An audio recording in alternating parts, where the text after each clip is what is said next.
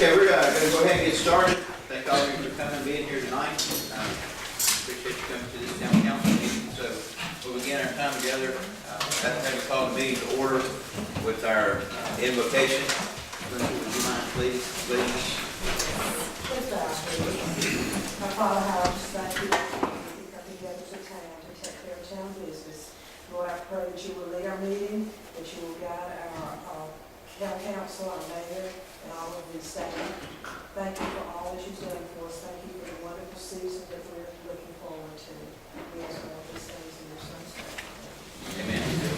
Thank you. I'll ask everyone if they would please stand now on our flags over here. We'll say pledge allegiance to the flag. I pledge allegiance to the flag of the United States of America and to the republic for which it stands, one nation, under God, indivisible, with liberty and justice for all. Thank you.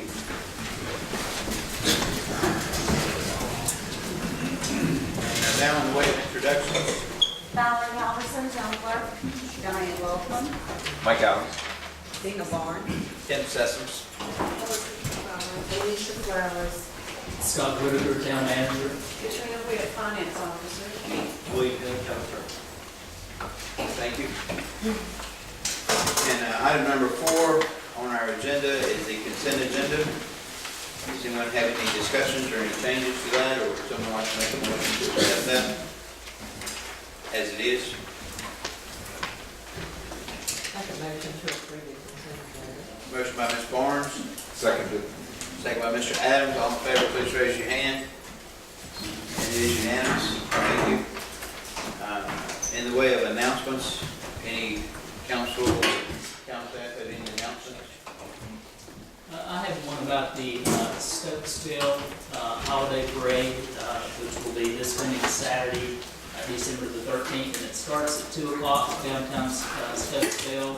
And I mention that because our town council will be participating in that, and I'm sure they would love to have you. Very good. Thank you. Any other announcements?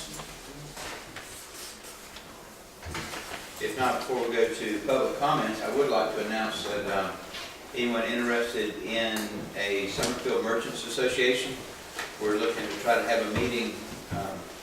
The first meeting will be coming up in January. We don't have a date yet, but it'll be in time that we can announce it at the next town council meeting. But several folks in town have shown interest and wanted to do it. And so we're real excited that's going to be kicking off in the new year. So 2015, that'll be coming.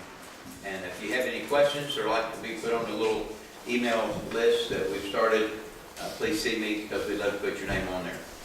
Mayor, are you going to advertise that in the Northwest Observer? Thank you. Any other announcements? Okay, then we'll go to a time of public comments. And the way public comments works is we'll call your name from the stack here. And if you'll please come to the microphone and introduce yourself and give us your address. You then have 5 minutes to share whatever you'd like to talk about. And we look forward to hearing from you. So we'll go through the list and just call them in the order that they're here. Cheryl Andrus. Get the party started. Hi, I'm Cheryl Andres.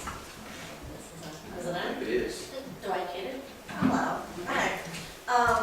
I am here for the Shrimp Connection, and I have been a loyal customer since they have been out here in Summerfield. I live at 7403 Cornice Court, Elmhurst Estates, right across the street pretty much. My children went to this school. The Shrimp Connection has been a wonderful addition to Summerfield's offerings as far as wholesome food that isn't available to a lot of people. I feel so privileged to be able to have this opportunity to buy food that is not from China, that is sourced from North Carolina mainly. There are other products as well. But I care about what I put in my body, and Guy Morrison has done a fabulous job to bring this health healthy option to us. And there's a concern of whether he should be having his business, I guess we're looking at the garden center outlet down to 20 event, which would be fabulous for people to know. When he moved over to Summerfield Farms, which we thought would be a great option to have it along with other wholesome products, it just didn't seem to get as much, business on Pleasant Ridge as it did on 220. And I think the Summerfield Farms vision was maybe different for their business than what the Shrimp Connections vision was. And so I guess the idea here tonight is to figure out whether the Shrimp Connection should indeed have the opportunity to sell their fine products on 220 at the Garden Center. And I'm just here to lend my support to the business and to, hopefully encourage you to make your decision based on the needs of the people. They have a huge customer base, and it would be an awful shame to not let them sell their products here anymore. I guess that's it. You have any questions for me, or? That's all I have to say. I'm not running for any office or anything. All right, thank you. Thank you, Ms. Anderson. Jody Eisenberg.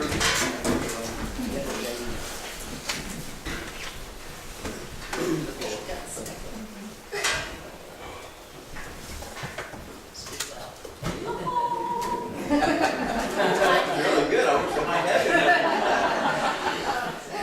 I'm Jody Eisenberg. I do not live in Summerfield. I live in Madison. I, however, am with the Shrimp Connection. I worked for God for a year and a half. It's local. Your taxes are all going right here in Summerfield. It's healthy. We need as much health and wealth as we can have. Nothing's made in China. Nothing comes from Asia. It's all local. It comes right here from North Carolina. I support it wholeheartedly. My niece and nephews go to school here in Summerfield. And I just think it's just a benefit for everyone all around. Thank you, Ms. Eisenberg.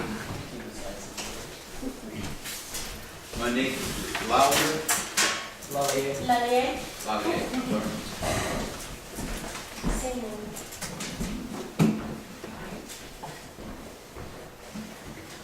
I'm here also for the Shrimp Connection.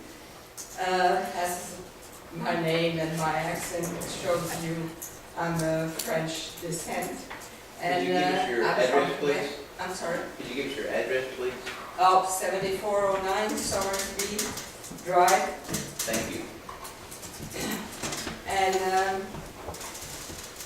food is really important in the French cuisine, and when I found the Shrimp Connection, I realized that they had this high quality product and from North Carolina, and I don't know if you ever went to if you experienced the Shrimp Connection, but I think they are a great asset for Summerfield, and we should encourage them we should facilitate their establishment at the garden on 220.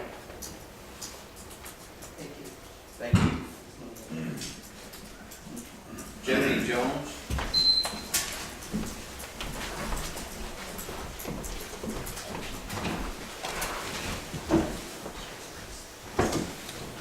My name's Jody Jones. I live at 2502 Beach Cliff Lane in Dudesboro, so I'm not a Summerfield resident.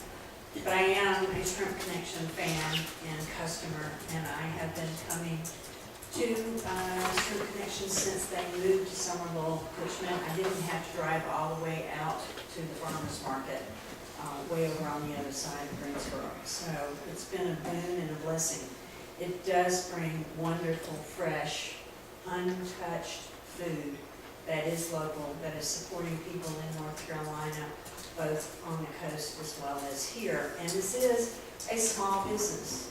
And as someone who's worked in business all of my career, I'm really aware of how important small businesses are to the lifeblood of small towns and to the lifeblood of our economy, and believe that they are bringing a valuable service to Summerfield, that they are a boon to the economy in multiple ways. They support families who work for them, as well as they are supporting the health of many Carolinians. So I am here in support of them and hope that this issue can get resolved.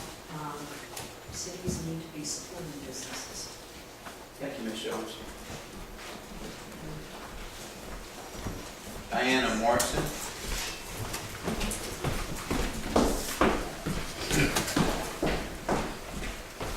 You're probably going to have to call time on me.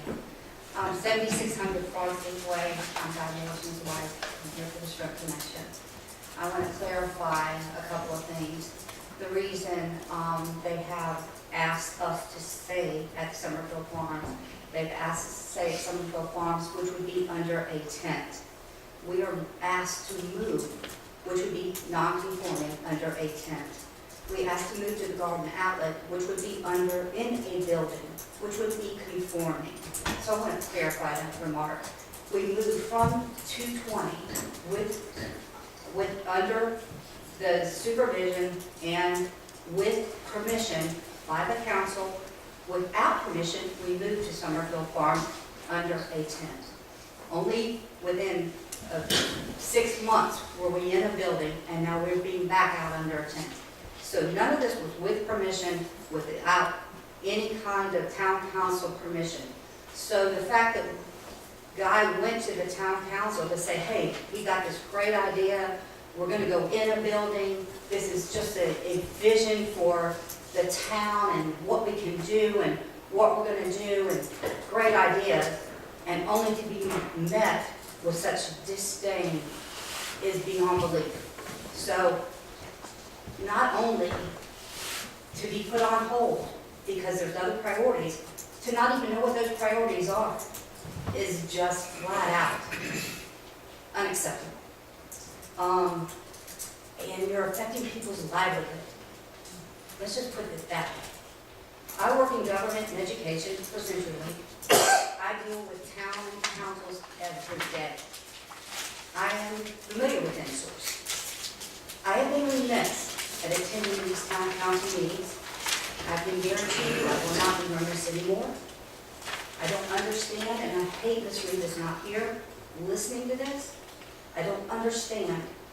I would like to see, I have to be responsible to my employer, where I'm at, what I'm doing, how I'm creating, and what I'm drawing my paycheck for. I would like to see your calendars put up on your website. What are you doing all day long? Because I'm paying your salaries.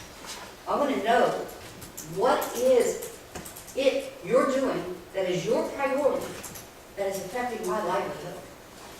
Why is my business shut down 1 weekend, 2 weekends, now 3 weekends, that we can't operate? Because we're moving from a tent to a really good building with more parking space, bringing what this town needs. We're paying taxes. We're bringing what this town wants. I don't understand. I just don't understand. So what I'm asking this town council to do is make it a priority. I want to know also, I think we have enough following. I hope that you heard that from the community. I would like to know, and I think I know Dwayne Crawford from previous life, previous business. I know he has IT experience to know and to check. But I'd like to know how many emails you got. How many supporters of local business, not just the Shrimp Connection, because I know they sent them to my husband just saying, hey, we support you. not even people my age, but young businessmen that were discouraged. I want to believe in Summerfield.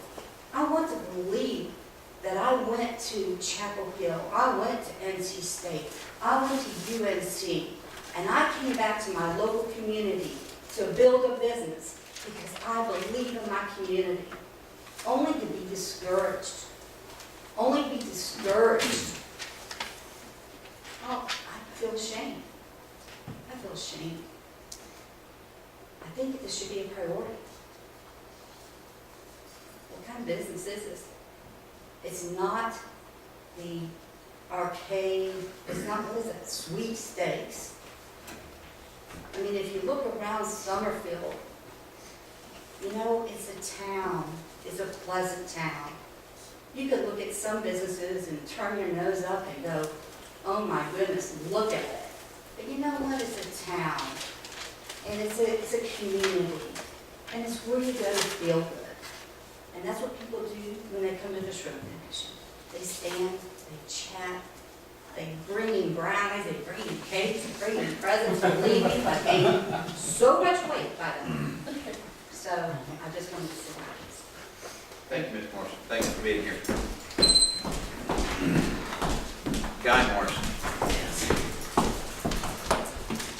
I'm the culprit.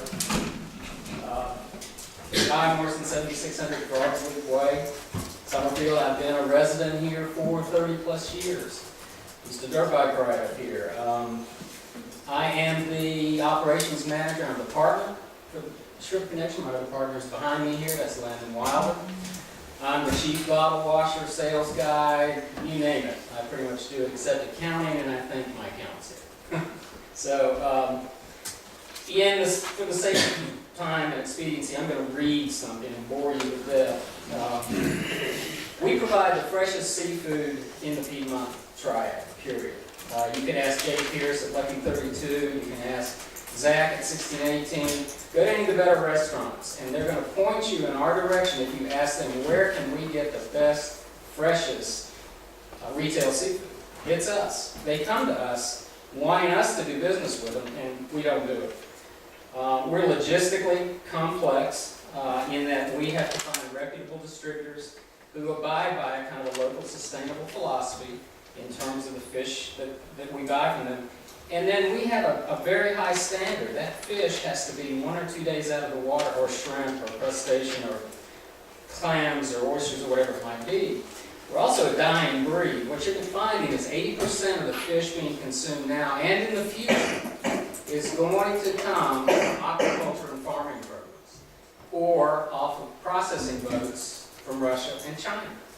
Very little of it is going to come from our shores anymore. We have dying fisher people communities on our shores right now. We've been in operation for 3 years in Summerfield with the approval of the council. That goes back to November 2012. We understood we were a non-conventional business. They understood we were a non-conventional business. There was no way to fit us into the UDO at that time, except as a marketing accessory, or an accessory use, or something. I can't keep up with the bureaucratic lingo, to be honest. We service, well, I have about 1,600 customers on my newsletter, which just addresses the Northwest Guilford area. People out of Northwest Greensboro, Madison, Mandan, Eden, Stokesdale, Brown Summit, Martinsville, Danville, Swift Mountain Lake. People from all over. In November of, oh, and by the way, we're under the jurisdiction of, we're not just guys selling stuff out of coolers out of the back of a truck. We're under the jurisdiction of North Carolina Marine Fisheries as well as the U.S. Ag Department. So we have to adhere to certain standards. I, for one, went to North Carolina State and got a HACCP certification, which concerns the preservation and maintenance of seafood and so forth. So I actually have some background. In November of 2002, we presented our position and business profile to the council. We've been given notice by John Gaines of Infocus, or Enforce, Infocus, in a rather undiplomatic fashion, that we were to cease and desist. We were granted an extended permit prior to that by Terry Spencer, who was our interim town planner. We're in that extended permit, I was told didn't have the authorization to do that, and there were all these complexities and technical problems on the part of town hall, not on my part. We're not a concession. We're open every week. We have a loyal customer base, very loyal customer base, which has probably been proven this week. Mostly professionals and in a higher demographic, to be honest. We'd like to sell to everybody, and we aim to do that. These people are active in their communities. We operated that business from 2011 in December until May 2013 at Summerfield Place Shopping Center. We had a brick and mortar basement for storage and a variety of other things. And we did our marketing under a tent. We acquiesced to the tent. We did some landscaping on the tent. We took down signs. We left our little Nemo sign up and one other, and that was it. We were encouraged by David Couch to go to his commercial farm because he needed to prop up his business, basically. We have a brand. Landon has 14,000 people on the company-wide email. 14,000. That's greater reach than the Northwest Missouri. And it all looked like it was working out, but their model has really changed. And the direction of their market is really not our direction. And I'll just leave it at that. There's also been a lot of construction, and they don't have a lot of traffic. So their traffic, we weren't seeing the synergies, I guess, that we wanted to see. 2 weeks ago, after Thanksgiving, we decided to move. We will have missed 3 weekends of sales this week. Our decision was partially based on a kind of a rent structure we couldn't agree on, and the folks at the Garden Outlet invited us there. That's Glenn and Don Flores. So our initial thinking was we would upgrade. We'd get a building, kind of ornamental, have an awning, have a service window, etc., and plop that down right where they are. None of which would be, I don't even think you'd be able to see it from Highway 220. There's a plus since we seem to be all about optics these days. And all of which would provide for our customers, secure storage for us. I sat down with Julie Reed. I'm sorry, sir, Yes. but your time is, Okay, if I mess up, I'm sorry. fine. Okay. We'll continue again. Thank you. Thank you. Mr. Morrison, Yes, could you tell us what you do with your leftover fish? Yeah.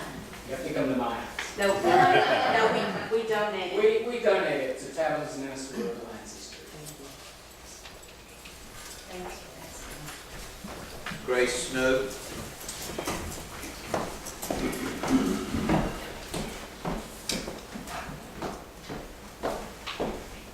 Good evening, my name is Grace Snow. I live at 8509 Grace Meadow Court. I didn't plan that, in Stokesville. I was born and raised in Wilmington, North Carolina. So I am a big Grouper fan. That's the main reason I'm here There it is. There it is. But mainly as an accountant and being from a small Wilmington, and then I was from Elizabethtown, right near there, in a small town. I know how important it is for small business to grow.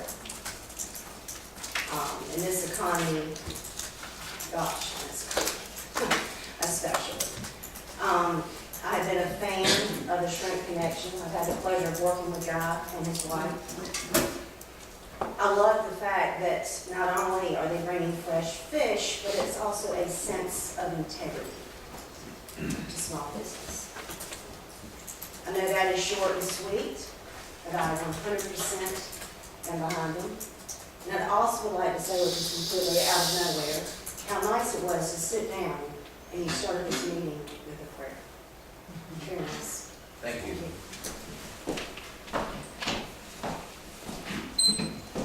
Adrian Williams.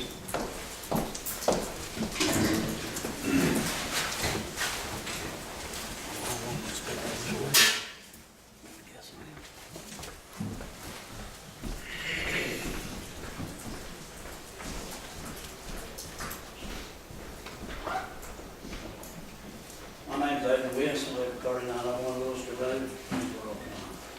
And I'm not with the Shrimp Connection, but I appreciate all these people being here. Back something that they feel like is necessary. I feel appreciative of all they're here. Last month, if my memory serves me right, I think I heard we was talking about sidewalks again. I think it was at the end of the trail, they were looking after the sidewalks. If I'm out of order, I apologize. But I thought that deal had already been discussed, reached, discussed, and done away with. We're gonna bring it up again. I'm not in favor of it. I guess you figured that. Also, at the end of the meeting last month, I'm trying to remember everything. I wrote me some notes, but you know how my notes are. They get cold and can't read. But we was talking about a retreat. And I think I understood if the retreat was going to go over the changes some of the comprehensive plan. I think we need to be real careful if we do anything to that, because of the fact that people spend, I don't know, 2 or 3 years working on it. I know 2 years, probably 3. Is that right, Dan? Pretty close. And they put a lot of free time, a lot of hours in at their own expense to make sure this comp plan was closed, and it wasn't really what they wanted or what I wanted, but it was the best we could get worked out at that time. And I think in the end, it cost us about $340,000 have this thing drawn up. I'm not exactly sure about the money, and I apologize for being off a few dollars maybe. I'm bad about rounding up stuff. But anyway, I'll run out of time here from up here. So I think that, we really need to sit down and when y'all have this meeting, be sure that we think about everything before we make any changes to it. I certainly appreciate it. And then I heard last week that this water deal had been brought up again.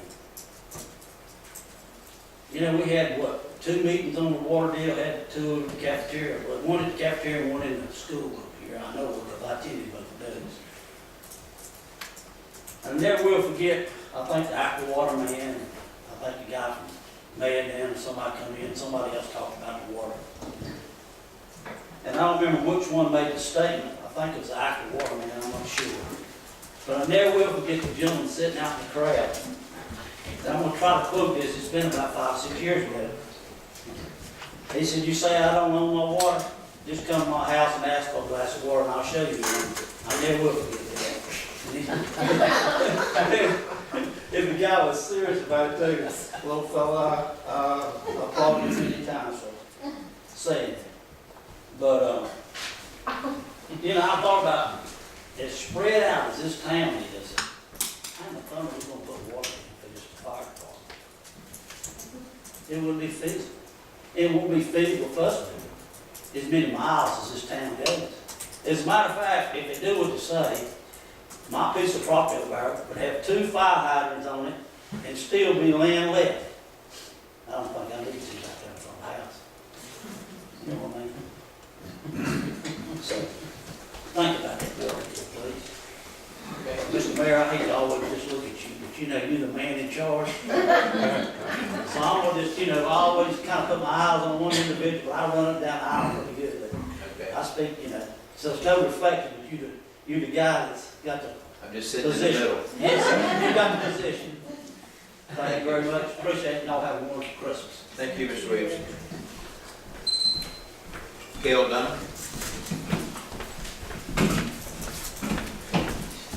Lots of things here. It seems that town hall was closed this afternoon, no one was answering the phone. You can explain it, on your time, not my time. I'm sorry. What? I was there the whole time. This afternoon? Yes, there were certain times that there were 3 lines that were full. Left a message, anyway, okay, if you're on phone, fine, it just appeared that the town hall was closed because there was no response, and it kept going to the answering machine. I love Shrimp Connection, my daughter's family loves Shrimp Connection. A fabulous small business like this should be able to do business here and not be harassed in any way. Maybe we have too many employees spending too much time trying to manipulate and micromanage. I think it's important, Julie Reed does make over $100 line item for pay and benefits is over $100,000 a year.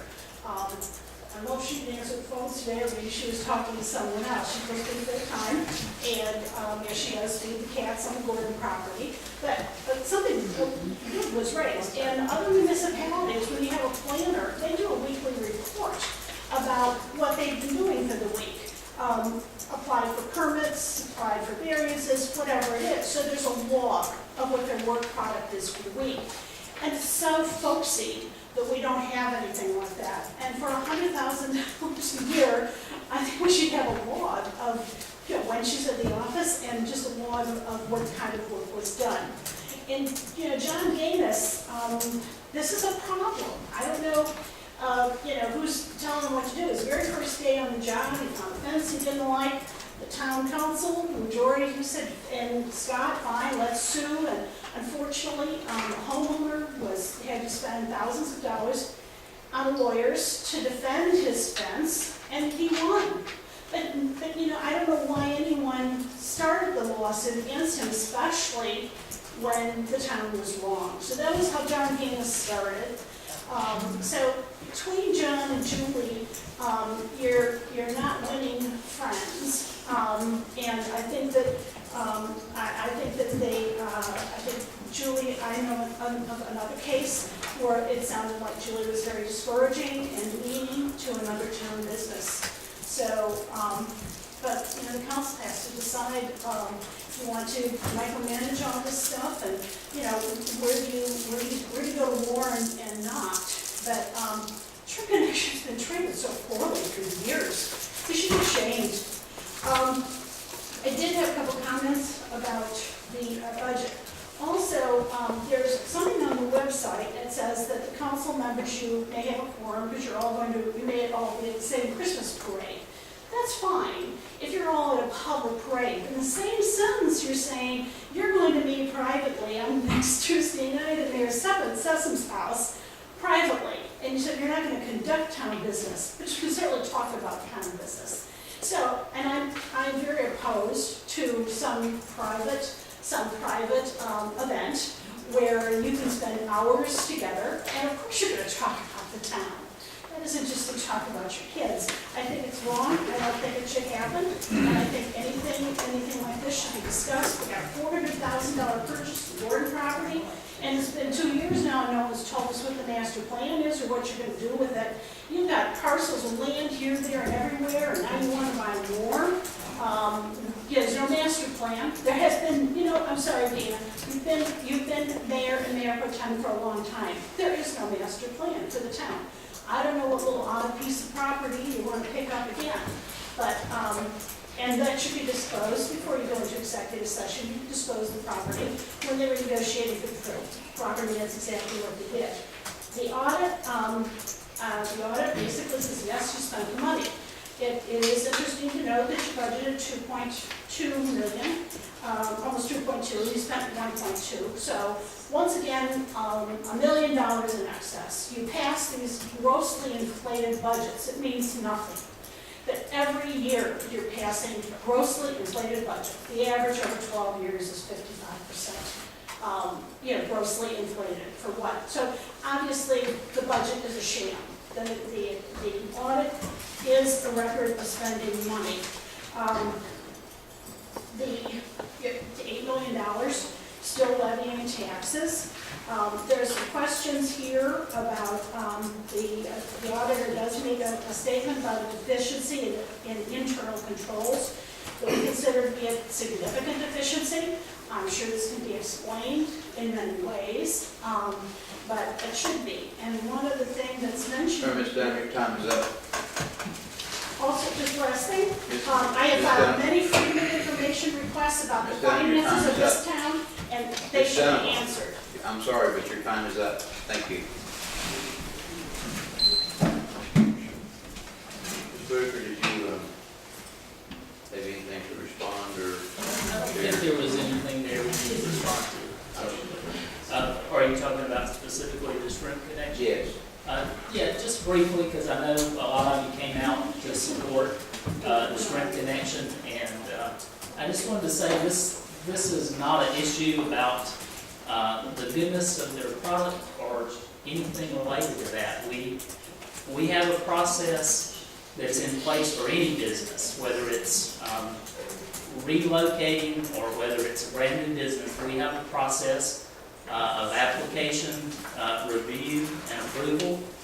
And when a business leaves an existing location, they're subject to that.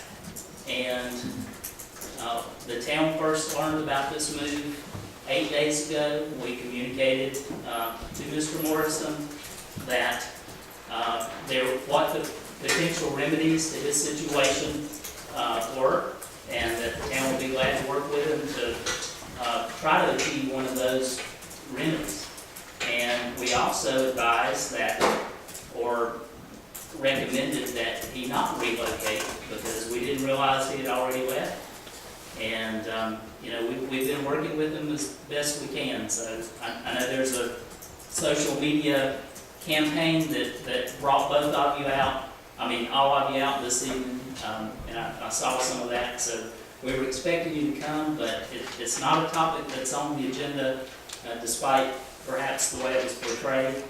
And we're, as always, willing to work with Mr. Morrison and the Shrimp Connection. So thanks for your feedback. We've heard it. We've heard it by email, and we've heard it this evening. And again, we'll do the best we can to work with them in coming into compliance with their development ordinance. Can we say that's not accurate, though? What remedies? That's not accurate. I'm sorry, that's not the format for that discussion. That's not accurate. But I did want to give Mr. Whitaker an opportunity to respond briefly, because it is not on our agenda for this evening, and so that you all will get some feedback. We do appreciate all of you coming, sharing, and rest assured that your message has been heard. And we hope this gets worked out very soon. Sure. I want to ask the attorney if the new ordinance rewrite is going to address non-traditional businesses, so we don't keep having this problem. And It's hard to answer phrases like that. Non-traditional businesses, arguably, yes, they are addressed. Businesses set up in a tent which may be temporary, currently they would not be allowed. But it won't be in a tent, it'll be in a building. That's And correct. we're not temporary. I would have to see the plan to determine whether or not it's an UDO. But as it was set up before in the old Summerfield Square or whatever it was, no, I don't believe that would be allowed under the current draft, which has not been. approved. Right, it's not done. Okay. And that could be changed. Maybe that's something we need to Absolutely. take a look at and see. Well, I do understand, and I'll make sure I represent to you and to everyone here, that Ms. Reed had offered to start that process with Mr. Morrison, and that is the vehicle, that is the way to do it. I'm sorry, which process? To get an amendment done to draft it up to address this issue. Or there are several remedies, potential remedies to the situation, and all of that was communicated to Mr. Morrison a week ago yesterday when we first learned of the desired move. So you've been closed down for 3 weeks, and we just heard about it a week ago? Yes, sir. We're not done with our analysis. No. Be very, very clear. The original text amendment, the motion to look at an original text amendment goes back to November of 2012. And we were told in February of 2012, it would be August when we saw a UDO, a new Uniform Development Ordinance. My understanding is we have a 600-page Uniform Development Ordinance right now. It costs in excess of $150,000 to put together for a community of 10,000 people. Something seems inherently flawed there. I don't know, because I haven't read it. I can't say much about it. That was never voted on. Yeah. Mr. Mayor, can I make a suggestion? Yes, please. Since this isn't on the agenda, Right. I think if all our business for the manager next to the audit report, I'd be more than happy to step outside with these folks and discuss it as best I can. I think I do have answers for some of the things that they make. Very good. That would be great. Thank you, Mr. Gill. So, thank you all. Thank you.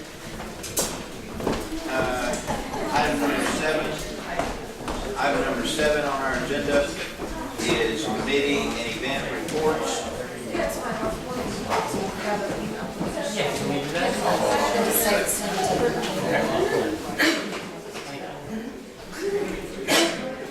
events report. We'll start first with finance.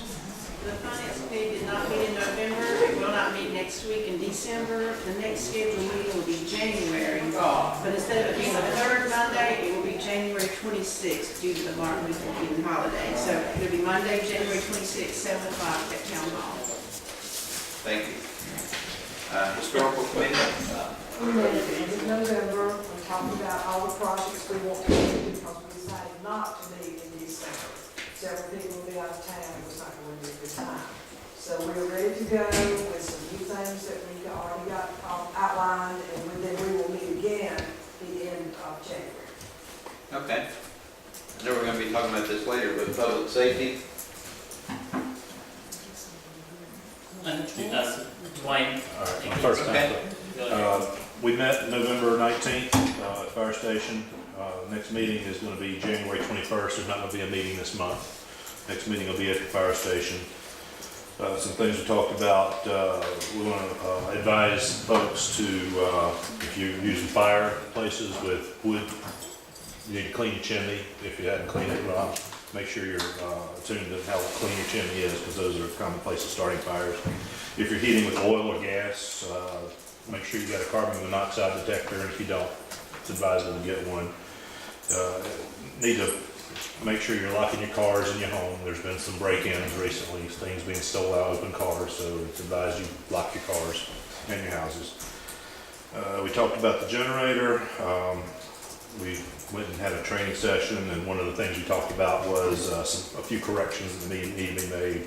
We had to figure out how to ground a cable while we were in our training session and how to unlock a key. So those are things we want to try to make it not be a problem the next time we, hopefully it won't be a real event next time, but get those out of the way so it will not be. We talked about coming up with a simple written plan of execution, something that's on a piece of paper that can be repeated and followed. We talked about actually having a complete run-through of hooking the generator up, turning it on, turning on the facility power to make sure everything actually works, and doing that routine.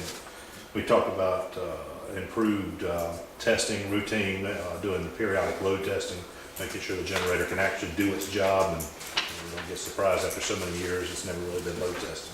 We need some preparation stuff. We had the fire chief gave us a review on, and this is going to be discussed later, guys. It's on the agenda. But the chief gave a presentation, which a copy has been given to the town manager. So it's there if you want to look at it. On water options, now you got to forgive me, I came in on the tail end of this, and I can't speak to all who said what and what the requirements were, but there on the tail end, when this presentation was given, the chief gave 3 options for improving the situation for the fire department and fire safety and optimizing resources of the fire department. He gave 3 options, and we talked a lot about it. We talked about what the context of our motion would be and what would be part of it. We didn't talk about finances. That's not our job, that's your job. Speaking purely on the merits of fire protection, the committee made a motion to recommend the council consider what the chief presented. And that's what you're going to be talking about a little later, I think. I miss anything? May I ask a question? Thank you, Mr. Crawford, for that thorough report. May I ask you? Ms. Lawson. This may be something I should direct to the fire department, but I know other fire districts offer the smoke alarm detector, and they'll actually come and install it. Does our fire station do that? I can't answer that. It's a good. They do? Okay, there you go. Okay. I have a question. Okay. Who's responsible for starting that generator and making sure it works? And who's the person in case we need to use it? That was part of what was discussed as well. I didn't want to get too far down in the weeds on too many things, but it was talked about, we need to have a plan for how that, when somebody who pulls the trigger, and who's authorized to go execute, to move it, to connect it, to start it. And how do we know that the person or persons, they've been vetted and actually know how to do it? So that's to be worked out. That's a recognized problem. I mean, the manager, obviously, fire chief, and his crew is, they're more prepared to pull it and put it somewhere when need be, but they can't guarantee that they can do that because they may have other priorities. Yeah. So in case of a real emergency, they might be doing something else. It might be left to us to go actually pick it up, take it over there, cook it up, turn it on. One thing. Well, isn't that why we bought that truck, to tow that generator around? So that would probably be the vehicle. Also, Mr. Crawford has a vehicle, they can tow it, he's offered that. Yeah, we I did. have a vehicle, they can tow it, and I've offered that, so. Yeah, just in conversation in committee, we talked about lining up 3 people that are willing to be there and get the call when the call comes and being trained to actually connect it and know how to turn it on. The safety committee is gonna work out who actually is gonna start it. Because I went to one of those, demonstrations, and it looked like, nobody really not understood, but nobody really knew who was gonna be responsible to start it.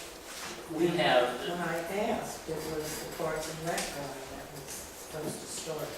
we've had a general plan in place and we've had training with lots of people, but what we've been talking about as a committee and the day of the training was putting some more specifics to, okay, well, let's get an order of, okay, for instance, first town truck gets it if it's not available, and the same with the people that would actually pull the trigger, if you will. There are several steps that you would be working on in a team in a real life situation like that. But we're trying to put some tighter controls in place so that there's less ambiguity in the event of emergency. Especially, we want to make sure we don't rely on the fire department, because we feel like they could very well be tied up with other things and we need to know this. So We're starting to put a procedure manual into place.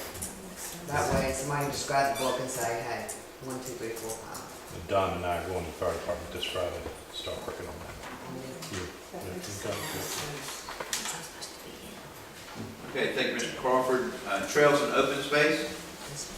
We did not meet in November. We are working on compiling some information on right-of-ways and property availability in Summerfield. So it depends on when we get that all done. We are supposed to have a meeting in December the 17th, I believe, if that's a Wednesday. We are supposed to have a meeting that night, assuming that we can get all this information that we're trying to compile. Otherwise, we'll meet in January. Okay, thank you. Number 8, audit report presentation from Roush and Roush. Thank you, Mayor. You'll turn to the opinion on page 1, chapter 9.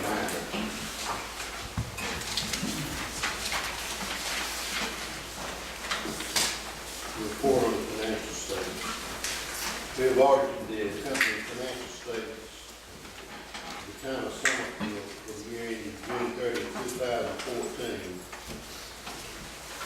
And on the second page, top of the page, in our opinion, our audit financial statements is imperative in all material respects, financial position and results of operations of all the funds in the town of Summerfield. And next we turn to the general fund balance sheet on page 35, comparative balance sheet.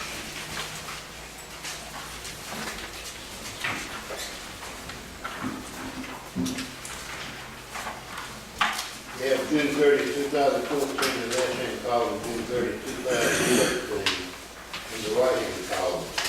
The cash and investments were up from $7,922,000 at the beginning of the year to $7,942,000 at the end of the year. And the total assets were up from $8,071,000 at the beginning of the year to $8,086,000 at the end of the year.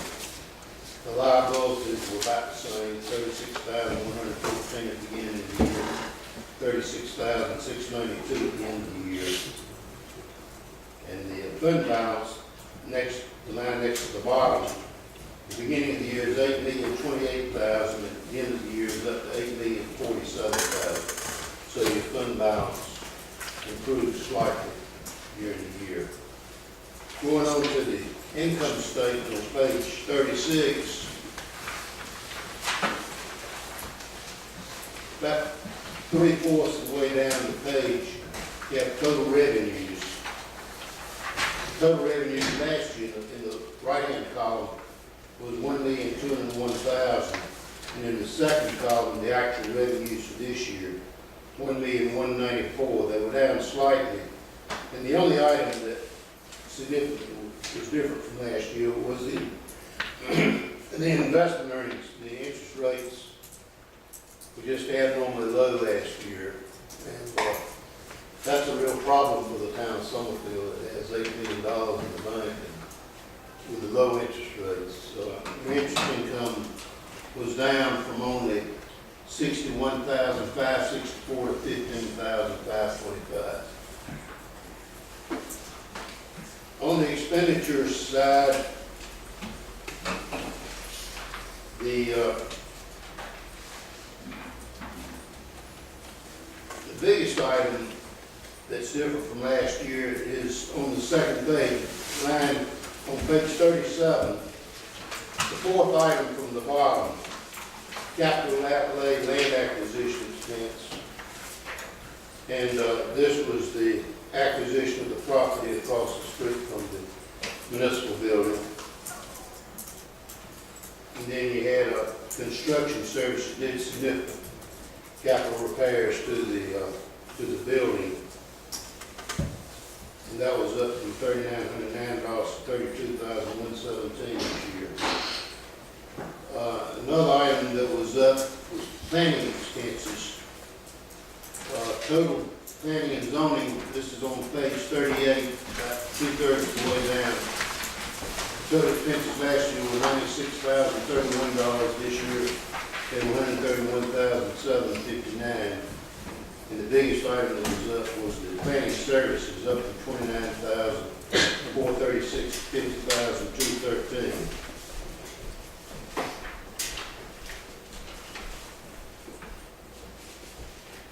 Total expenditures, about 3/4 of the way down the page on page 39, we're up from $768,000 to $1,273,000. Here again, the biggest item was the property that was bought across from the municipal building. And you received $98,000 proceeds from the sale of donated property. That was a portion of the Armfield property that was sold to the Department of Transportation. You received $98,000 from that. And last year, your revenues exceeded your expenditures by $443,000. The third item from the bottom, on the right-hand side of the page. And in the second column this year, your revenues exceeded your expenditures by $18,760 and brought your fund balance up from $8,028,000 to $8,047,000. The next item I wanted to look at was capital assets on page 30.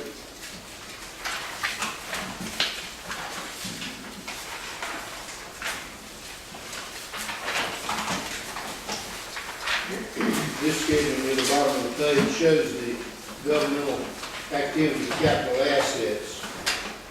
And net of depreciation, at the beginning of the year, the capital assets amounted to $5,800,000. And at the end of the year, after depreciation, your net capital assets amounted to $5,838,000. The biggest difference was the land at the top of the page, $336,365 for the Gordon property. And you sold the $98,000 value of the land that was a part of the Armfield property that was sold to the North Carolina Department of Transportation. Other capital assets increased by $191,000, and the depreciation for the year was $349,884. Moving on to the page 41.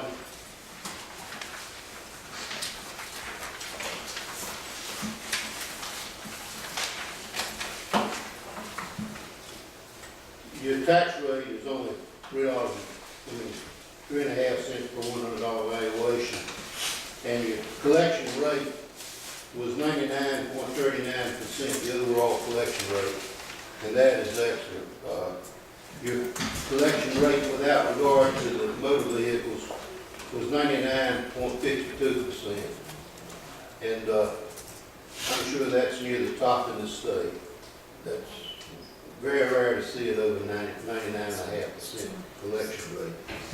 The motor vehicles were 96.85%, almost 97%. That's up significantly from last year. Last year was 94.58%, and that's because the state has taken that over, and from here on out, the rate should be near 100% because you can't get your license until you pay your property taxes. I think the state's just about problem.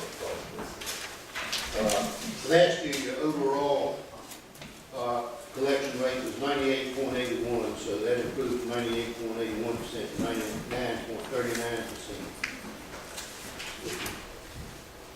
I have a very good collection rate here in Summerfield. I have two letters here. One is a management letter that starts off in planning and performing our audit.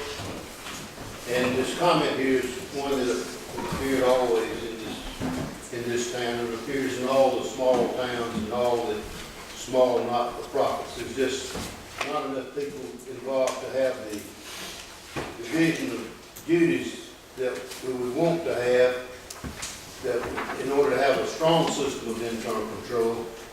But I think here, the weakness in internal control of disbursements is somewhat mitigated by the budgetary controls. You have at least 2 people signing off on every invoice, then you have independent checks signing budgetary control, and the control over receipts is mitigated by the fact that most of the receipts are found are direct deposits by the NC Department of Revenue for Guilford County, and I think you have excellent internal controls for towns the size of Summerfield, considering the personnel.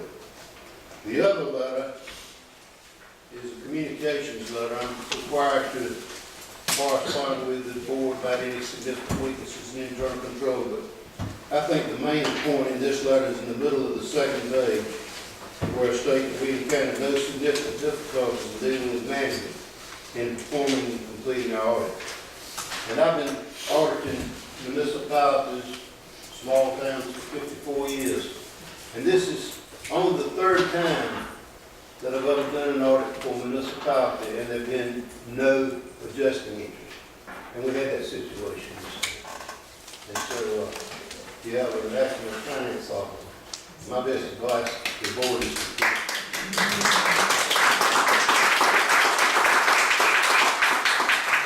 that's all I have in this question. Any questions? Anyone? I just make a comment. Mr. Rice and his firm started when I was the deputy town clerk, and they are very thorough. They are very thorough. They would say, "Can you bring this out?" Like, I went back through and found it because we didn't have so many files back then. I found stuff pretty easy, but they are very thorough, and I thank you. Thank you. Thank you. Thank you. Thank you for that thorough report.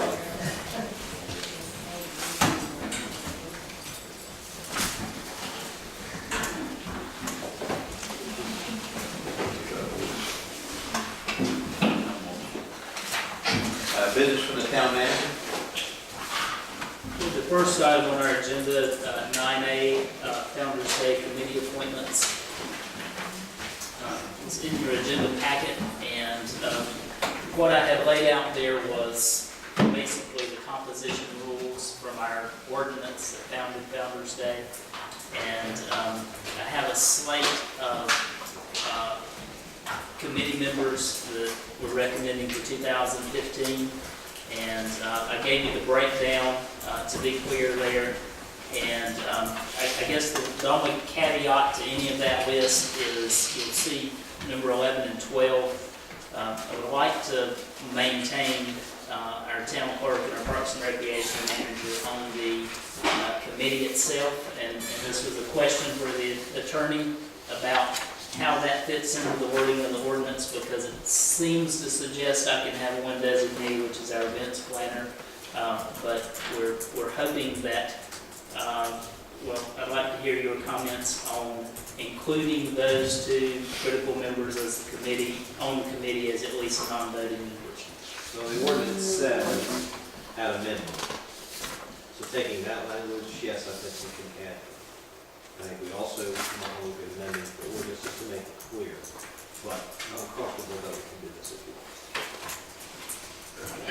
And the other thing to mention about that, I didn't mean to overlook, was you have one new applicant there, and his application was attached for your review.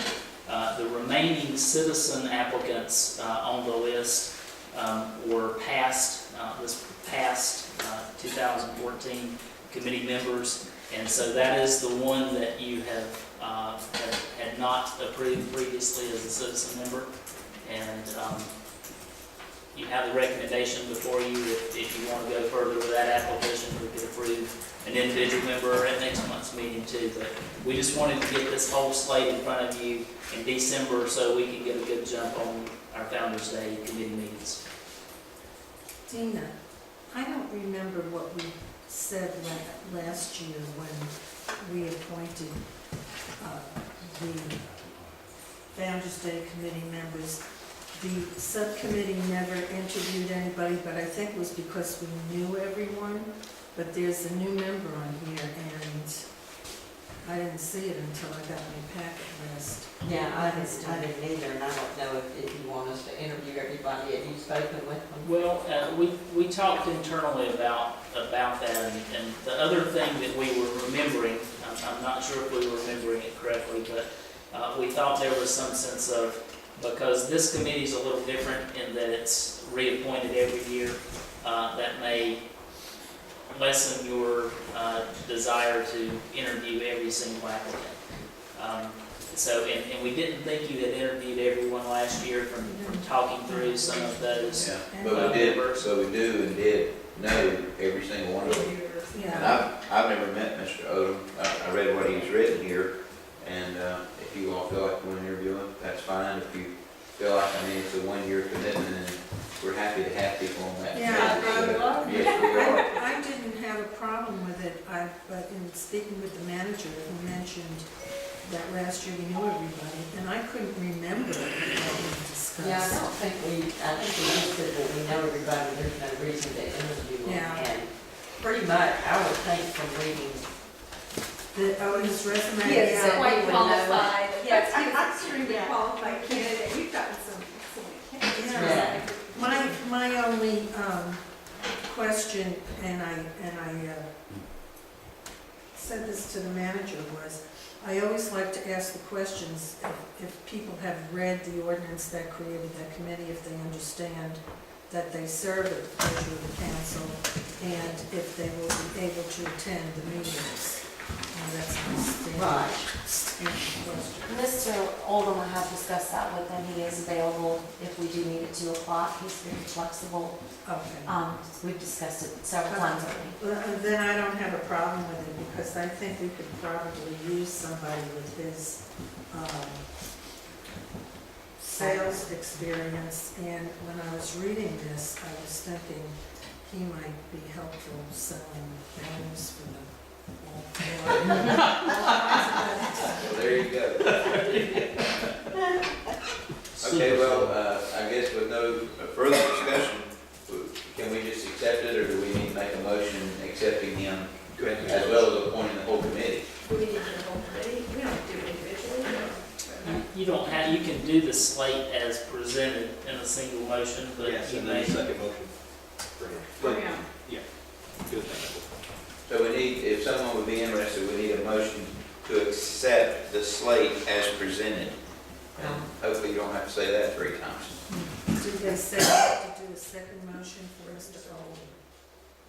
Oh, we do? That's what they. Oh, okay, I'm sorry, I didn't understand. I thought we did. So the slate, Well, the slate is presented with Mr. Odom on it, though. I know, so Okay, yeah, we're okay. can we do the reappointment? So one motion? Yes. Okay. Okay.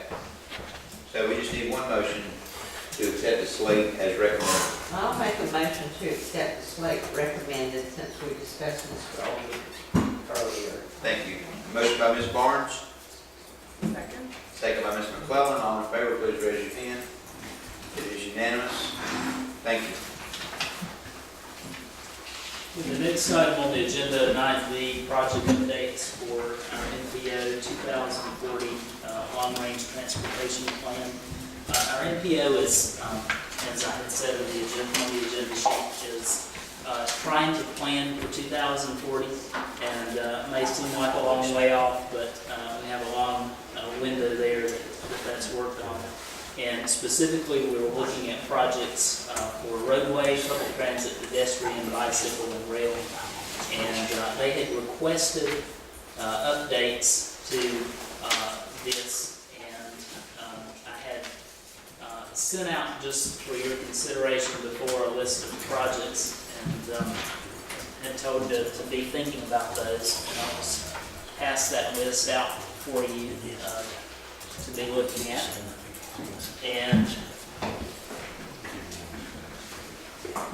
once you have that, I thought we would just go through and you could give further guidance on that. We have a little more time than the MPO letter suggested, but particularly the roadway projects are the ones that are most critical.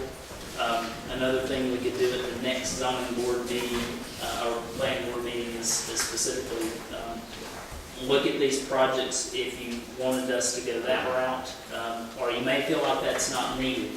We don't have a lot of projects to talk about, but does everyone have a copy?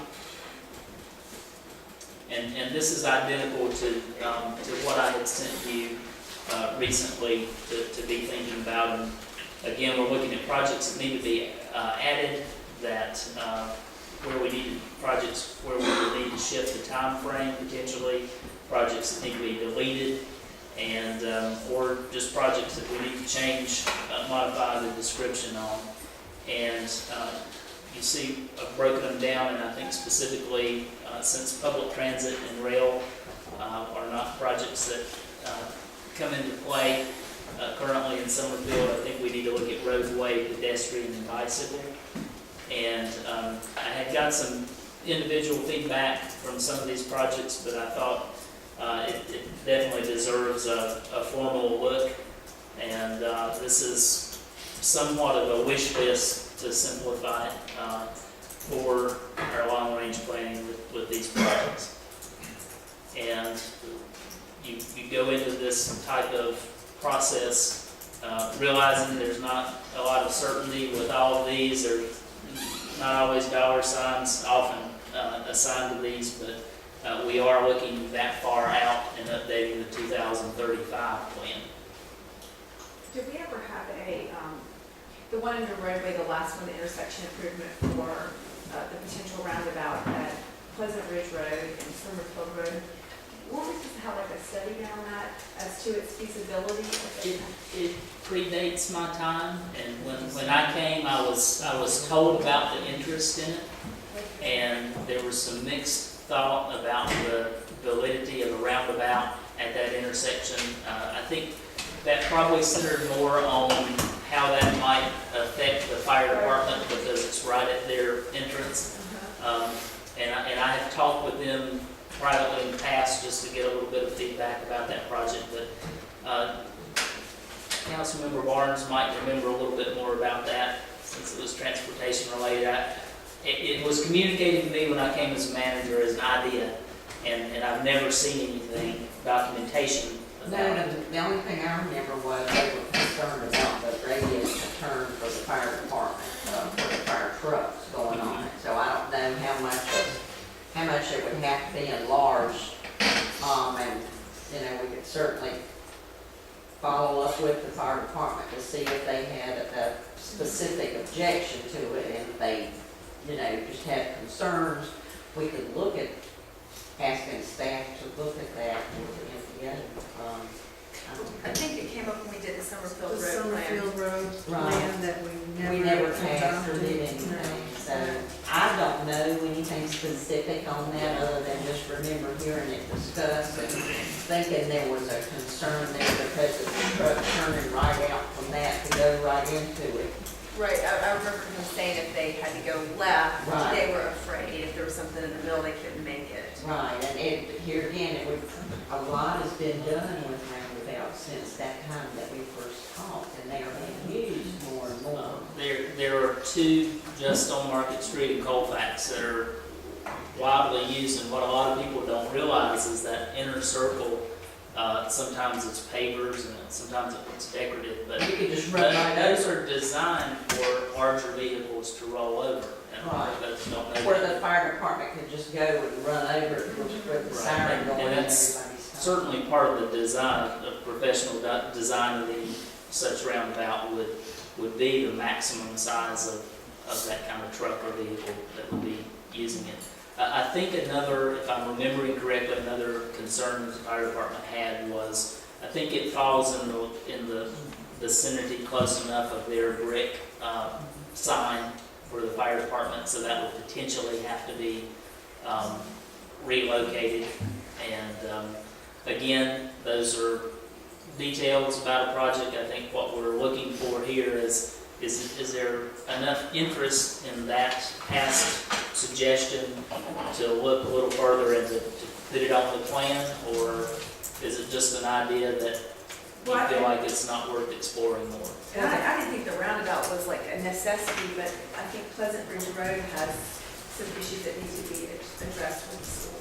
I mean, there's just certain times it's really backed up. It could be some. There all the time, in the afternoon, like rush hour, I'm backed all the way up, so I don't know if the roundabout is gonna help that kind of traffic. No, it may not. That's what I'm saying. I don't know if a roundabout is the answer. I think that came up during that Summerfield Road. I'm not saying that's the answer. I'm saying maybe it would be good to see what would be a solution for that particular area there.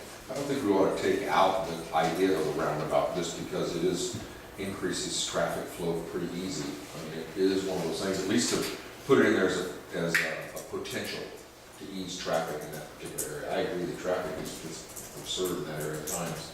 Or if you would want to expand that, you could say potential roundabout and/or alternatives to improving traffic flow around the school. Yeah. If you want to. I think that would be wise. It just, we shouldn't take up, totally ignore the roundabout. The item that I'm probably most interested in is the bike lanes on 150 East and West, especially in light of the fact that we've had some fatalities on those roads. I see it says as widening projects with dedicated bike lanes. I'm not sure if that means they want to widen the road and then add a bike lane or just add a bike lane to those roads. I'm not quite sure what that means. It would involve widening the road with a dedicated bike lane in addition to. So it would require, it's a major project to consider that. Apparently a 20 million. I'm not interested in widening. Yeah, I asked actually the Either way, yeah. But I am interested in bike lanes. Is there a way that we could put dedicated bike lanes in without widening the road? Okay. You have to buy right away and you have to resolve the telephone Okay. calls. I did inquire about it and. There's nothing else on that list and I'm really interested in. Well, it is a long ways out, 2040. I mean, I would hate for us to mix things today I don't and then expect to find go that around we in 2040. just, at the growth that Summerfield is at this moment, and project out where we're going to be in 2040, and then relook at these things, and I don't have it off the top of my head.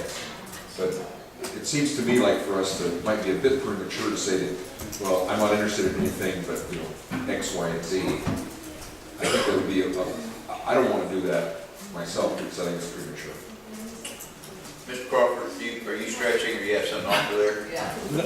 I seem to recall in the roundabout discussion, I-73 and the load it's going to take off of Pleasant Ridge and Summerfield Road being part of that discussion in the past. So I think there was a desire to, let's wait and see a little bit. That was the hope, so, yeah. That's right, and 220 blinding, Yes. because some people are now avoiding 220 going Pleasant Ridge and all. With any luck, my grandkids will be on the bike rides, when I'm, 2040. They'll like bike lanes here maybe. And they might want a bike lane to the road. Who knows? And I know pretty much for sure that I won't be around in 2000. Oh, you're not giving yourself that much credit. Aren't you exercising now? Yeah, if you consider work exercise, yeah. So I think I'm hearing consensus that you would like to modify the intersection improvements in Pleasant Ridge Road and not remove that, but, and then in reference to the bike lanes, widening projects with dedicated bike lanes, and I had specifically listed 150 East and 150 West, Lake Brant Road, Hamburg Mill Road. Let's maybe try to get to some consensus on those. Is Hamburg, all of Hamburg Mill Road is not consolidated? Not all of it, no. I don't think so. It's just a No, little the very, bit right there. the very end where it goes to 220 with the actually being Greensboro, I think.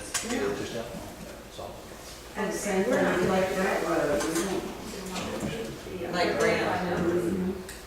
Well, and just to be clear on where this list originated, largely from looking at what the previous manager and the town council had submitted with the last 2035 plan, and so I pulled that as our starting point to see if you feel like those are still valid and or if they need modification or deletion.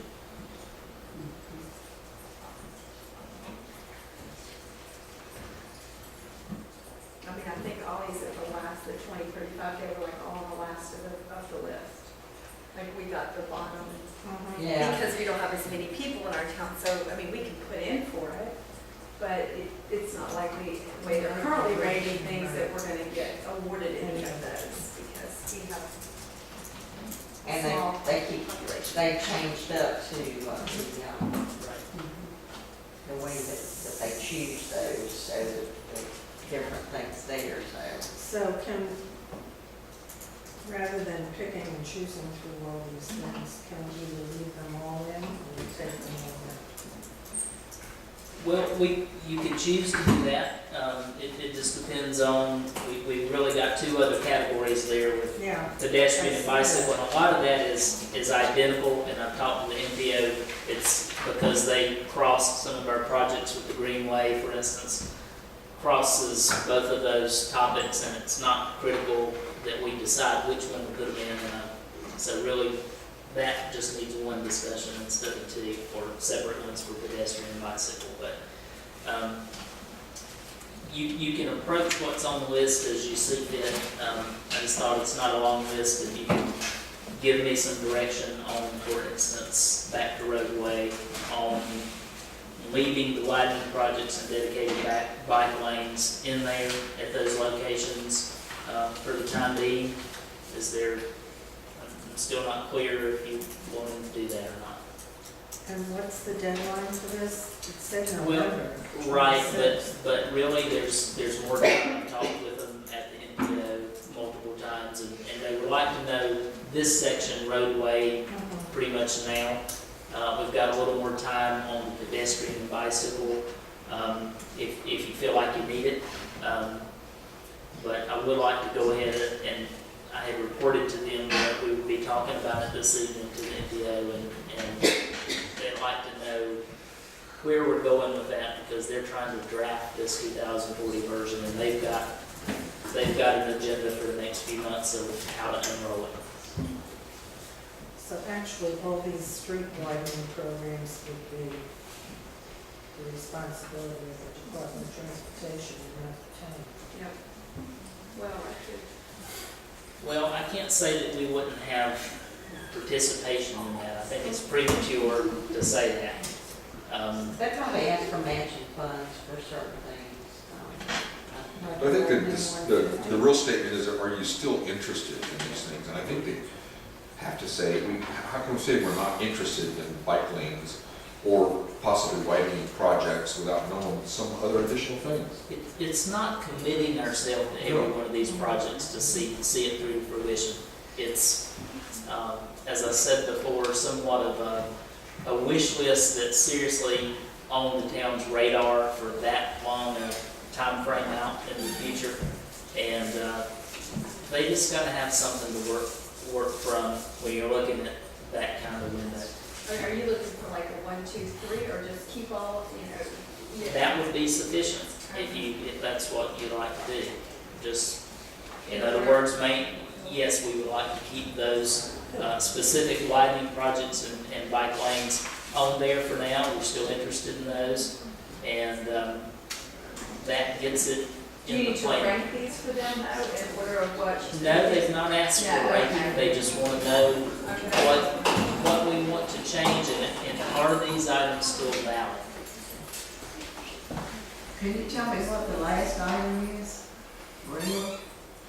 What's that got to do with us? It doesn't. That's why I said we don't have really any projects identified for that or level transit. It's just one of their major categories, and I didn't know if you put that in or they did. I don't know. no, I'm not trying to bring a railroad again to something. Okay.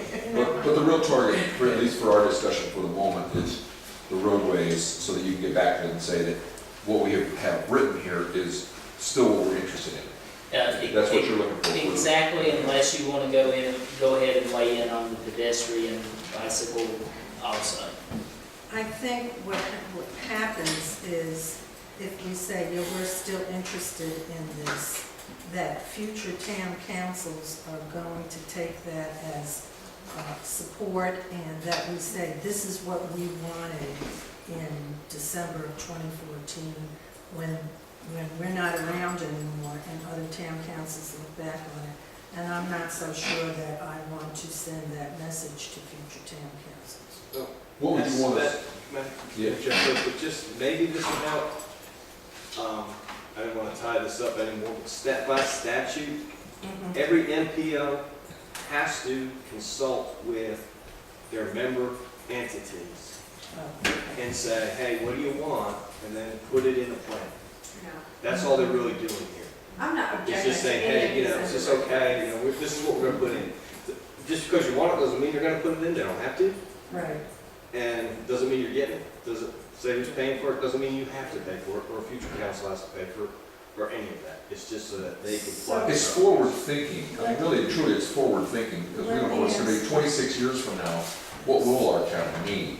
We don't know, but I think we need to have the scope open enough to where, when it comes to play, the decisions are made at that time in a future council. The council can say, no, the council of 14, they didn't have the foresight at that time to know that this has changed. So we'll change it at that time, 10 years away from today.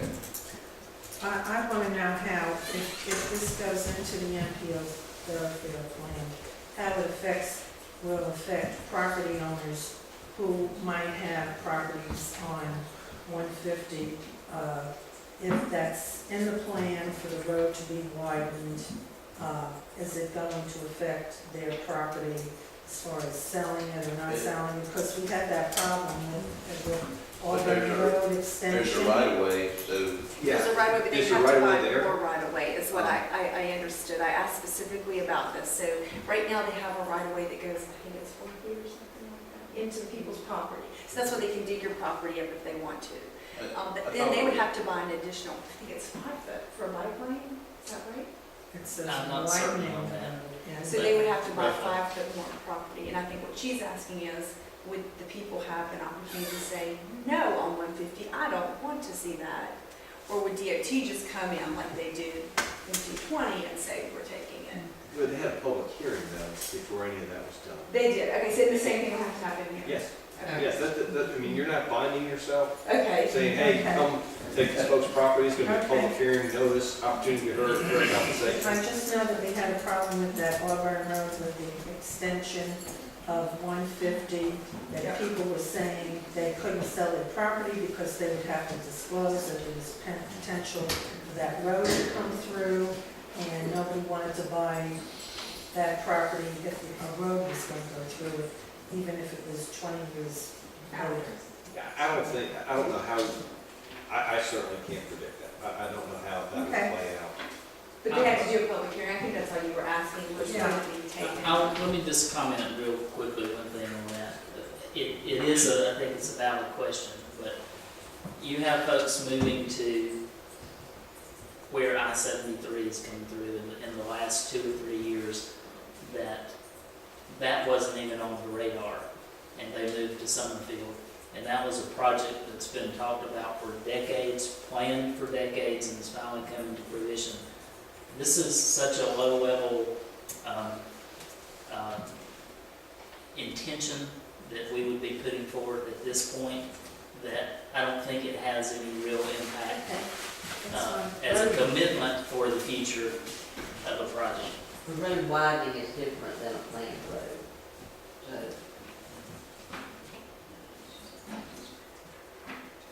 What did you just say? a possibility of widening a road is a little bit different than a planned road. That's what the extension was, I think. But then With through people's, well, That living might- rooms. So let me give you a real-world example here quickly. No, that's okay. That 150 realignment was talked about years ago and was on the plan, and I have a note there for you about it. And maybe that could have influenced people's thinking in that area, but that project was since removed, and it hasn't come to fruition, and ultimately it hasn't affected those property owners. All right, so what is it you need from us? Vote? Direction on, let's just take roadway. Do you want to keep on the widening projects with dedicated bike lanes for those that are named there and that were on the 2035 plan? I think just consensus would probably be sufficient for that. And so that covers roadway. And do you want to talk about pedestrian and bicycle, or do you want me to bring it back to you in January? Let's not go through this again, let's just get down. Okay. I think we're pretty committed, just checking those off closely to the ANY Greenway North and South projects. And I think the big question there and left to just talk about is only this idea of potentially sidewalks on Summerfield Road. And to remind you about that, that was a project that was basically taking off the plan last year, a year ago, that we said we haven't committed enough to that, and we want to take that off. And but there has been a lot of strong interest by the Trails Committee that they very much want to keep that project alive in relation to Summerfield Road in some fashion. And so I think that's worth your input as to whether you would like to have that project on there or not. Is it on your radar enough that you think we should leave it on there or not, is the question. So if we take it off and we decide that the trails are going to come up Summerfield Road and need to have sidewalks, who's going to be responsible for putting in the sidewalks and maintaining them? The town or DOT? Well, it partially depends on if it's on their list or if it's more of an independent project by the town. If it were on their list, there's potential for some funding there, which is a big unknown. But if the town was ever serious about putting sidewalks on there and it wasn't on the list, not that it couldn't be taken to the MPO at that time, but there would be the option of paying for it directly as a municipality if we wanted to go that route. Councilmember Barnes might have That something being else. said, I don't think we'll take it off. Well, I think that there's a possibility of getting some funds for it, depending on what it was due and what it was linked, but There's a possibility is like slim and none. It's scored 19 and 20, I think. yeah, like it's pretty much as the way it was listed. That's not to say that the scoring parameters won't change again, but part of why it scored so lowly was because we hadn't shown any serious commitment toward it, because we hadn't done a specific study of that or really put forth anything solid to show our interest. Yeah. Well, we That was actually came and said they specifically wanted to do it, but there was a lot of people who didn't want it on Summerfield Road. So, I mean, I'm not really that in favor of it, but I'm fine with leaving it on here in case things change at the MPO. Personally, I think there's a lot of people against it on Summerfield Road. Yeah. So, But I think we need to leave it on. but I think it's fine options. to leave it on there and see how, the MPO ranks it. Okay. Good with me. And unless you're wanting to explore high-speed rail or something like that, I think we've got that covered, unless you have something else to talk about there. Oh, I'd like to talk about high-speed rail. I don't think we want to get into that. And I think that's enough direction if you feel comfortable with me communicating this to the MPO. Yeah. Okay, we'll move along. Were you going to change, is this the list you will be presenting to them?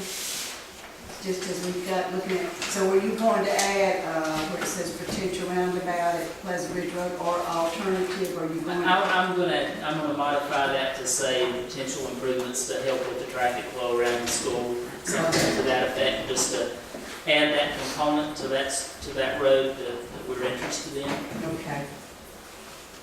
Okay, and moving right along, item 9C, it was alluded to in the Public Safety Committee report. Okay, first of all, we're not talking about the topic tonight of whether we're going to do this feasibility study. The purpose of this is to plan when and what forum that we have this discussion. So just taking you back real quickly, Fire Department presented a presentation publicly to the council last January. We talked about the challenges of fire protection in Summerfield. In April, when we were working on the budget, the Public Safety Committee was interested in looking at water issues, and I brought the question to you, are you interested, is the town interested in a municipal water system, and re-looking at past feasibility study, or are we just interested in looking at fire protection and potentially how we could improve that situation for the Summerfield Fire District? And the clear answer at the time was, we're just interested in fire protection, not a municipal water system, and you directed the Public Safety Committee to come back to you with a recommendation as to how the town might potentially help with fire protection. And so the committee did that.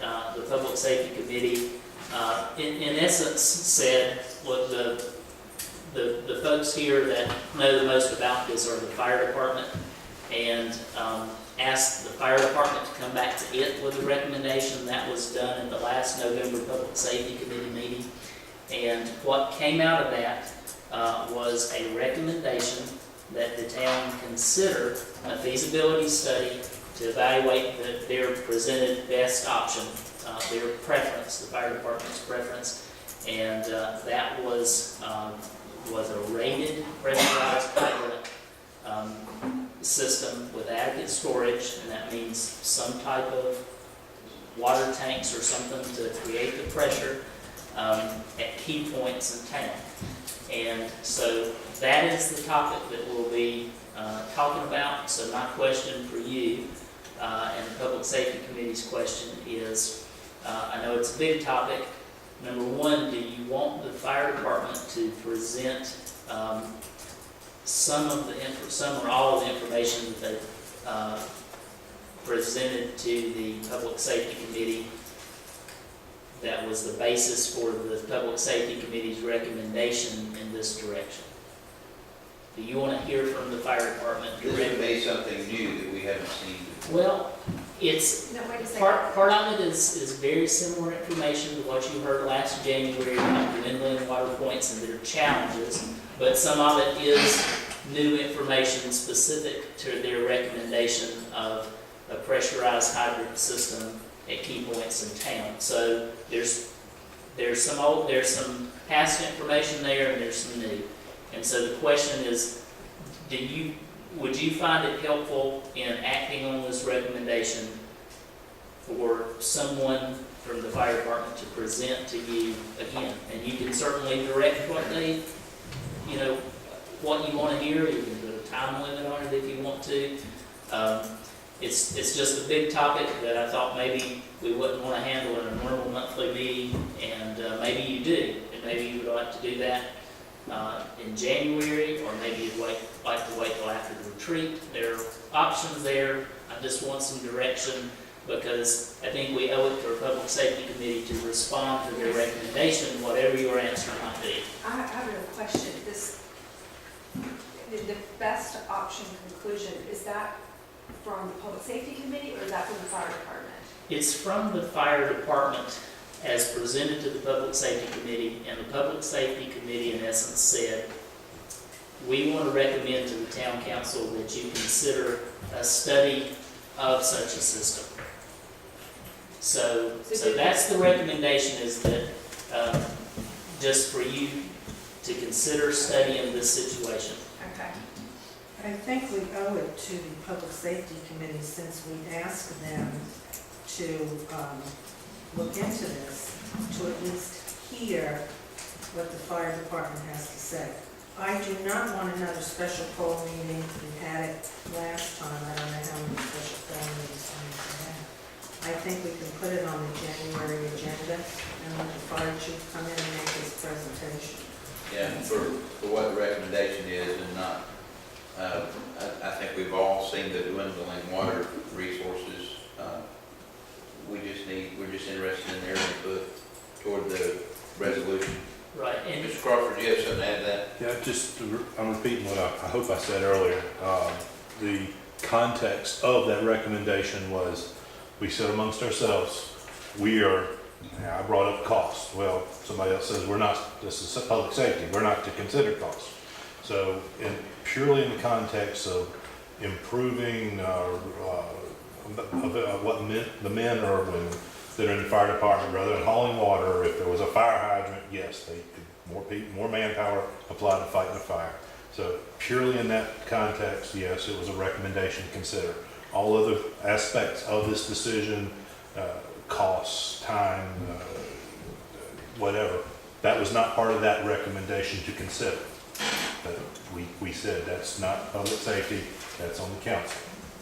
But I just have a question. Was this best option conclusion of the hydrants, was that the only solution? There was three, the chief. It's the one that they presented, the only one that they focused on and presented, and then the Public Safety Committee acted by way of a recommendation directly related to that best option.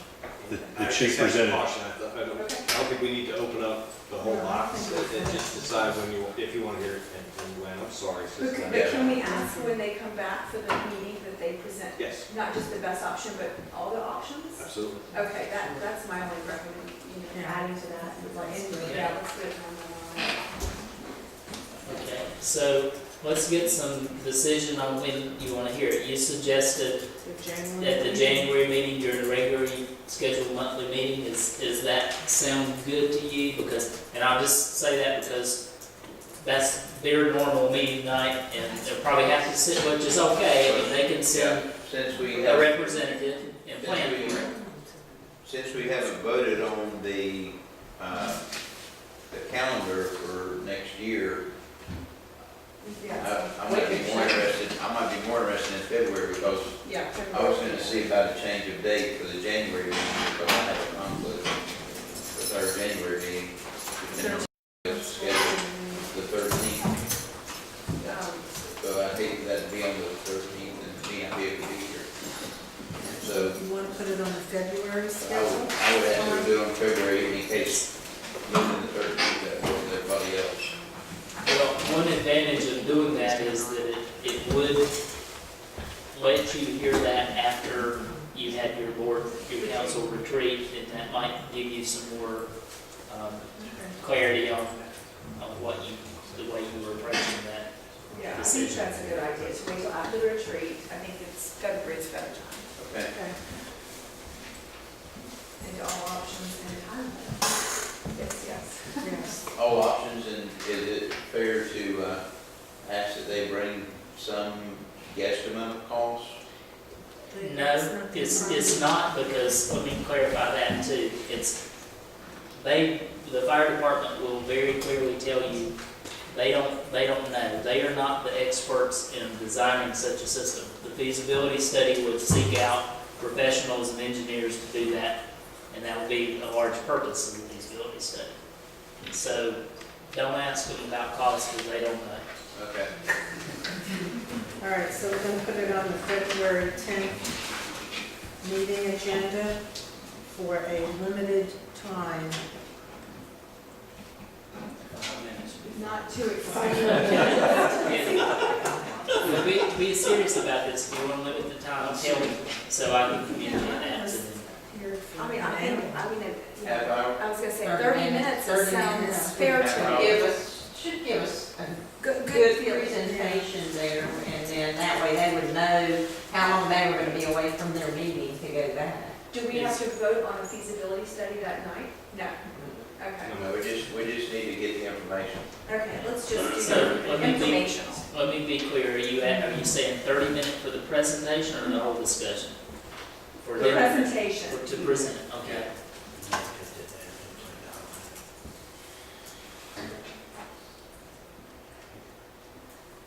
Did they take significantly longer than that at the meeting?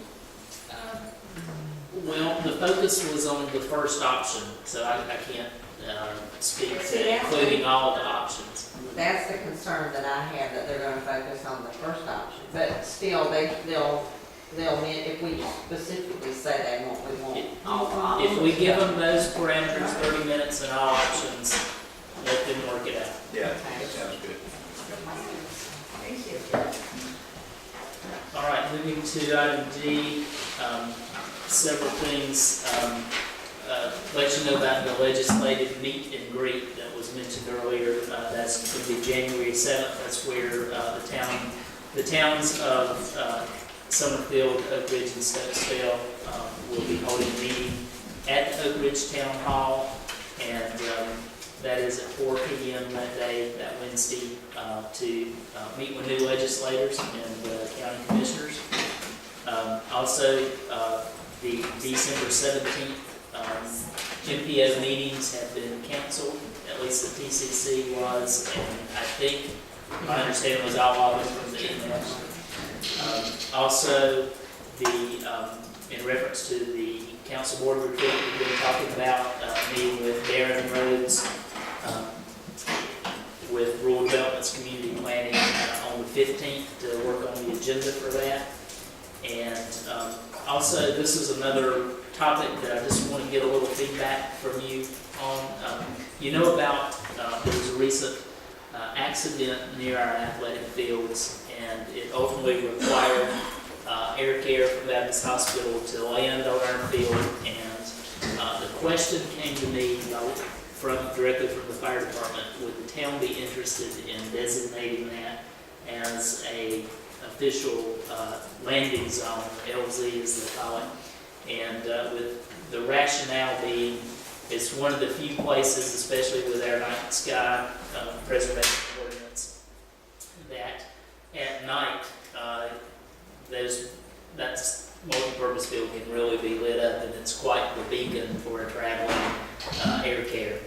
And I had asked our attorney what's involved with that. I think maybe we need to look into that somewhat depending on your direction.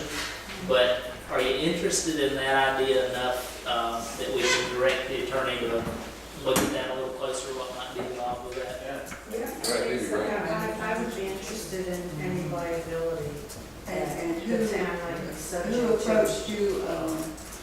Fire chief asked me about it, and he specifically asked because those, our athletic field lights are controlled out of state. I mean, we can control it remotely with the smartphone. Yeah. And the idea was, if there was some kind of emergency like that, why not cut out, for instance, me or Parks and Recreation Manager from having to turn lights on, and just a very limited, maybe it's the chief and one other person, have the code in case of an emergency that those lights could be turned on, and they could direct and orchestrate the lights on and the landing on the field. Maybe it's 3 o'clock in the morning. Yeah, as Ms. Flowers just said, like your liability that would be involved in that, but certainly worth pursuing. I think so. Okay, we had mentioned Rondon Road paving improvements, and you had okayed that. Basically, if the other property owners were in agreement with that. I followed up with DOT, their meeting on the 15th to the right-of-way agent to finalize that, or at least to discuss that further with the property owner. So that is just an update. Wanted to let you know that I had mentioned earlier to you that I'll be away for a conference, a budget-related conference the rest of this week. And those are the main things that I have, unless you've got questions for me.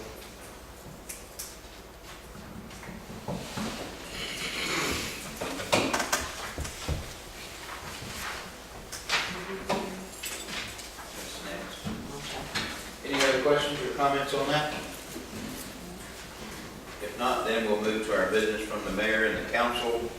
And A, under that, is approval of the 2015 meeting schedule.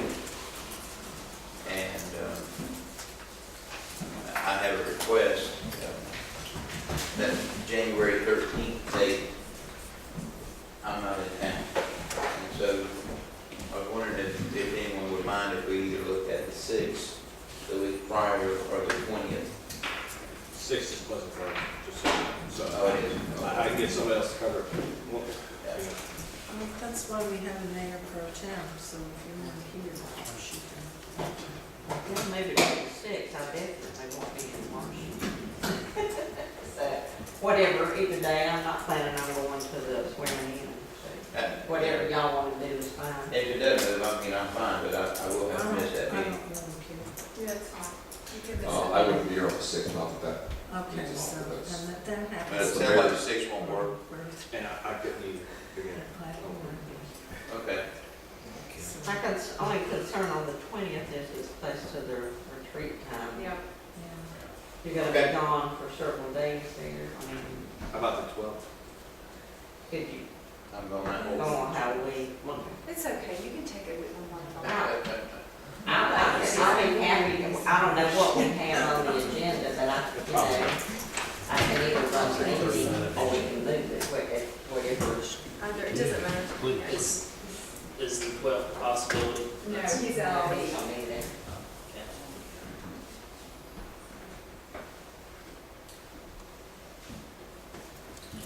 Okay. Yeah. I come back on Thursday the 15th. So, It would really make my advertisement a lot easier if it stayed on the 13th. I have to publish this in the newspaper as the yearly schedule. okay. You'll still have a meeting that month. You have the retreat, so don't worry, We're not going to leave you out of anything. Yeah, I see the 20th, the Martin Luther King holiday is on. Right before that, And it yeah. just makes it a All right. Well, then we need to approve the 2015 meeting schedule as it has been presented. Do we need a motion to do that, Mr. Gill? Yes, sir. So would anyone like to make a motion that we accept this? I'll make a motion that we accept the meetings for 2015 meeting schedule as Motion by Mr. McClellan, second by Mr. Adams. All in favor, please raise your hand. And it is unanimous. So it carries. Any other reports, updates, or comments from the council? Yes. Ms. Flower? Last Friday night here in this building, there was a reception for Marine Lance Corporal Terry Shaw, who is the Summerfield resident, and Marine Lance Corporal Alan Graham from Virginia. And these two men walked from here to DC, which is 300 miles, twice, not once, but twice, to bring attention to the fact that their fellow Marine, Andrew Tamarisi, was being held in a Mexican jail. So, but I met 3 remarkable people that night. Those 2 men, plus Katrina Blankenship, who is just a major powerhouse. She publishes a local newspaper. She has a radio show. She homeschools her 6 kids.